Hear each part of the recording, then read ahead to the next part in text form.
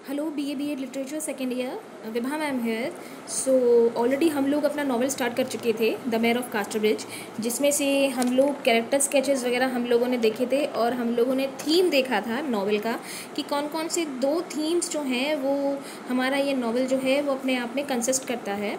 In spite of that हम लोगों ने समरी जो थी अपनी वो भी स्टार्ट कर ली थी। चैप्टर 1 हम लोग ऑलरेडी पढ़ चुके थे, चैप्टर 2 की तरफ हम लोग आज जाएंगे। बट उससे पहले थोड़ा सा रिकैप कर लेंगे हम लोग कि चैप्टर 1 में हम लोगों ने क्या क्या चीज़ें पढ़ी थी, हमको किस किस कैरेक्टर के बारे में पता लगा था और कौन कौन से कैरेक्टर्स जो थे वो हाईलाइट में आए थे।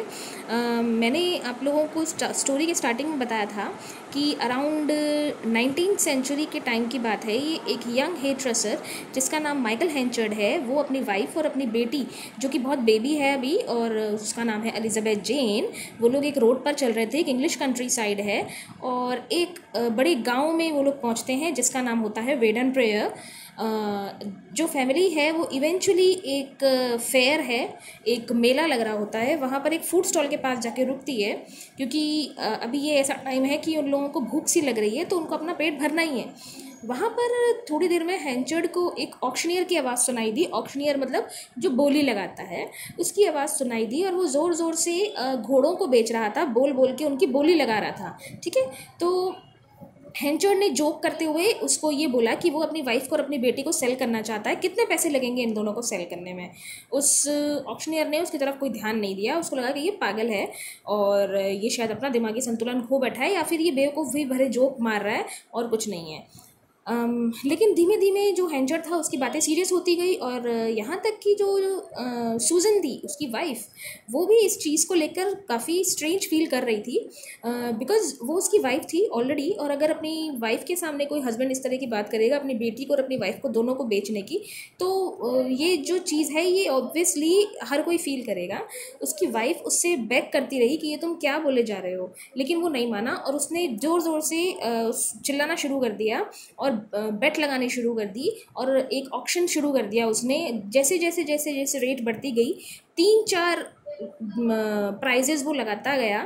इसके बाद अचानक से 5 गिनीज पे जब वो पहुंचा तो एक सेलर की आवाज़ आई उसको, जो कि उस ट्रेड पर रेडी हो गया था उसके साथ कि ठीक है वो 5 गिनीज में उसकी बेटी को और उसकी वाइफ को खरीद लेगा। हैंचर्ड तैयार हो गया, उसने अपनी वाइफ को और अपनी बेटी को उसके हाथों में सौंप दिया। सूजन बिना कुछ हैंचर्ड को बोले सिर्फ उसको देखती रही और उसके साथ जो हमारा सेलर था जिसने उनको खरीदा था उसके साथ चली गई अपनी बेटी को लेकर।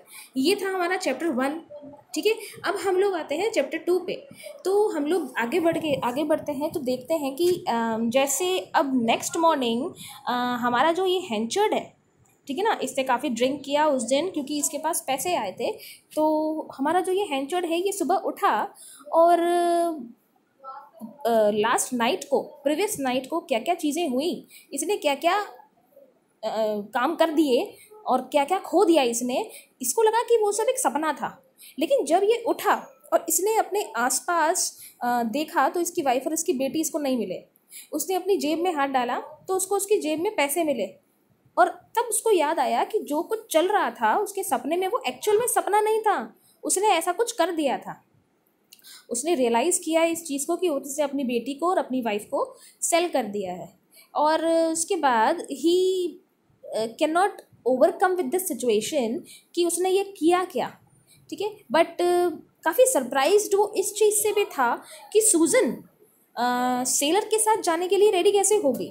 ठीक है ना, वो उसकी वाइफ थी, वो चाहती तो वो अपोज कर सकती थी, पर वो उसके साथ जाने को तैयार क्यों हो गई। ठीक है ना, उसने उसने अपनी गलती ना मानने की बजाय सूजन पर अब सारा ब्लेम डाल दिया कि शायद उसने इस तरह का एक डिसग्रेस उसकी लाइफ में लेकर आई है सूजन।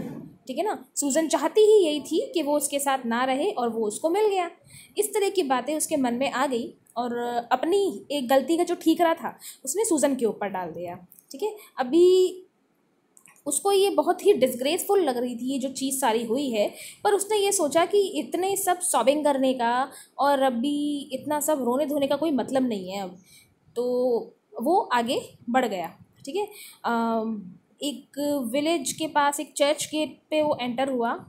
उसने अपने घुटनों पे गिरकर उस चर्च गेट था वहाँ पे गिरा, अपने घुटनों पे गिर के उसने वहाँ पे एक कन्फेशन किया कि उसने जो भी किया है उसको उसकी माफ़ी दे दी जाए।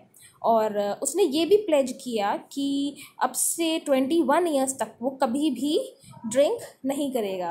और उसके बाद वो जब वहाँ से उठा तो वो अपनी वाइफ और अपनी बच्ची एलिज़ाबेथ जेन को सर्च करने के लिए निकल पड़ा। और धीमे धीमे धीमे धीमे एक टाइम के बाद उसने उनको ढूंढना भी बंद कर दिया, क्योंकि वो उसको नहीं मिलते थे। उसने उनको ढूंढना बंद कर दिया और वो कास्टरब्रिज एक टाउन की तरफ बढ़ गया। तो सेकेंड ईयर ये था हमारा चैप्टर 2। आप लोगों के पास मैंने ये चैप्टर 2 की समरी PDF में के थ्रू मैंने आप लोगों को सेंड करूँगी। आप ये अपने नोटबुक में कर सकते हैं। और अगर और आप इस नावल के बारे में पढ़ना चाहते हैं, अगर आप बिल्कुल इंटरेस्टेड हैं रीडिंग में, तो you can go through online books और आप बिल्कुल पढ़ें वहाँ जाकर। If you find anything strange, कुछ और किसी तरह की कोई डाउट्स आते हैं, कोई प्रॉब्लम आती है, तो क्लास के दौरान within from morning 9 to 1 Monday to Saturday आप बिल्कुल कांटेक्ट कर सकते हैं। और इसके अलावा start reading, improve your vocabulary, and thank you so much.